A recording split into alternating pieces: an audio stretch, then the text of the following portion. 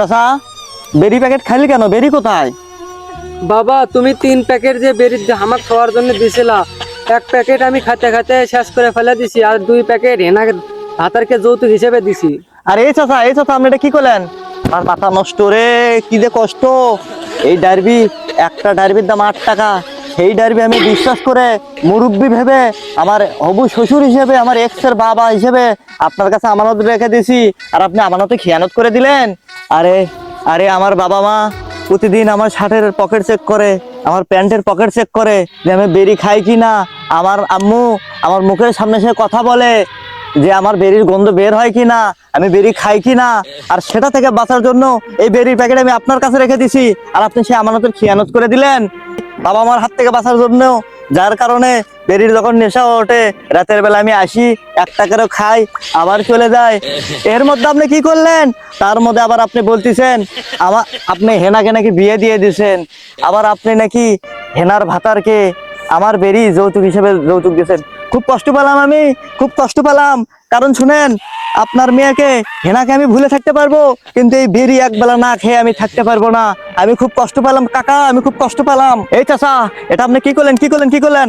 আমার বেরি প্যাক আপনি ফেরত নিয়ে এসে দেন, আমার বেরি প্যাক নিয়ে এসে দেন।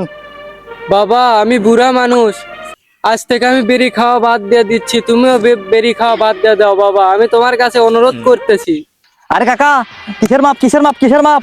সরি বললে সবকিছু সমাধান হয় না, সেটা আপনি জানেন না? ওবায়দুল কাকু একটা ডায়লগ দিয়ে গেছে, সেটা জানেন না? কি ডায়লগ দিয়ে গেছে বাবা? সরি বললেই সবকিছু সমাধান হয় না। এই ডায়লগ তো মাসুদকে নিয়ে দিয়েছিল বাবা। আরে হ্যাঁ হ্যাঁ হ্যাঁ হ্যাঁ, মাসুদ কেনে ডায়লগ দিয়েছিল, সেটা আপনি মনে রাখতে পারেন।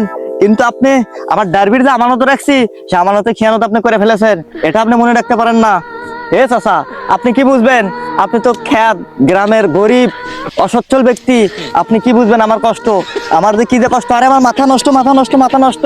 আমার একবেলা বেরি না খেলে আমার কোনো কিছু ভালো লাগে না, দুনিয়াদারি সবকিছু আমার আন্দার লাগে। এ চাচা শোনেন, আমি 3 প্যাকেট ডারবি আপনাকে দিয়েছি, 3 প্যাকেট বেরি আমার ফেরত চাই।